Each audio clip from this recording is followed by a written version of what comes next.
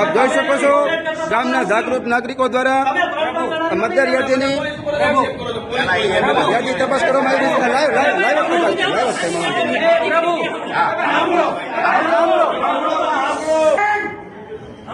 જે ભાઈ મતદાન કરીને ગયા એ ભાઈ પોતાની સ્વેચ્છાએથી ફરીથી પાછા આવ્યા છે, એમની પ્રામાણિકતાથી, અને એમનો નંબર છે 146 કોશિયા રવિભાઈ. હવે ભૂલથી 145 માર્ક થયેલ છે. બીજો કોઈ પણ જાતનો 147 બાકી છે. 147 બાકી છે. તો એમાં મતદાન કરશે કે નહીં કરે? 147 માં મતદાન કરશે કે નહીં કરે? ભાઈ માસ્ટર સાહેબ ને સાંભળો પેલા તમારા પક્ષમાંથી કોણ હે ભાઈ? તમારા તમે પોતે ને હવે ભાઈ સામેનો પક્ષ હવે બીજા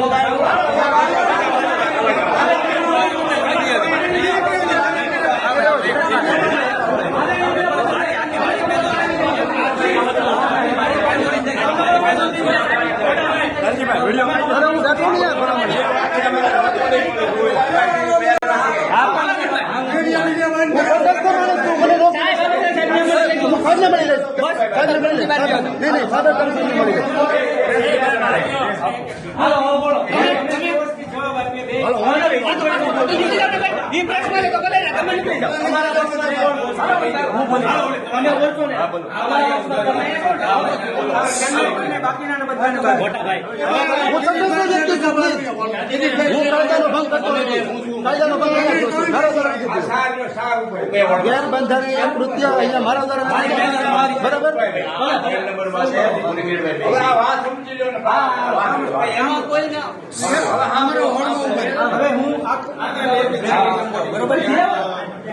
બોગસ વોટિંગ ચાલે છે અહીંયા હાવ બોગસ વોટિંગ ચાલે છે.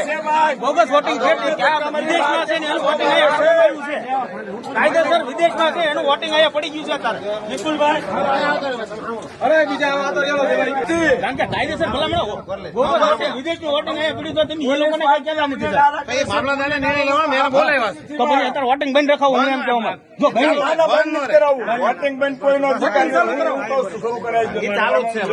હું મામલતદાર આવે સાહેબ આવે તમારે નિર્ણય એને પાસે લેવડાવવાનો છે.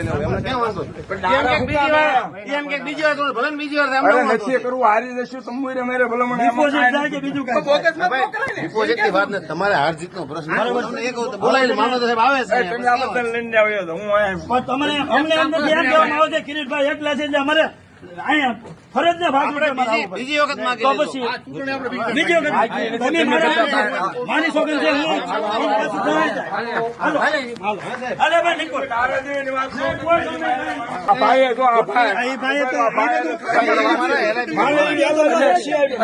નામ આપી તમને નામ આપી ભાઈ નું દાદા તમારો પોલીસ અધિકારી સમક્ષ શું આક્ષેપ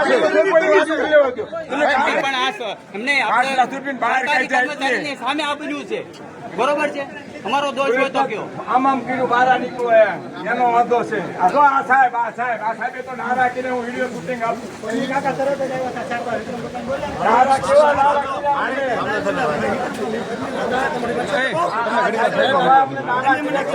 મારી પાસે વિડીયો શૂટિંગ કરું નામ સાહેબ તમારું નામ કયો મને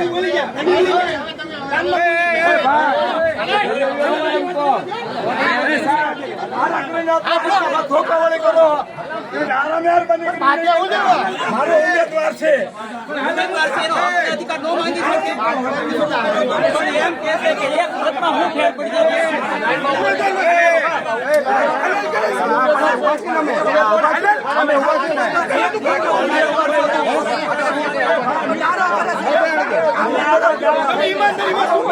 મારો છોકરો છે લડે છે. તમારે રાજકીય પડે ભલા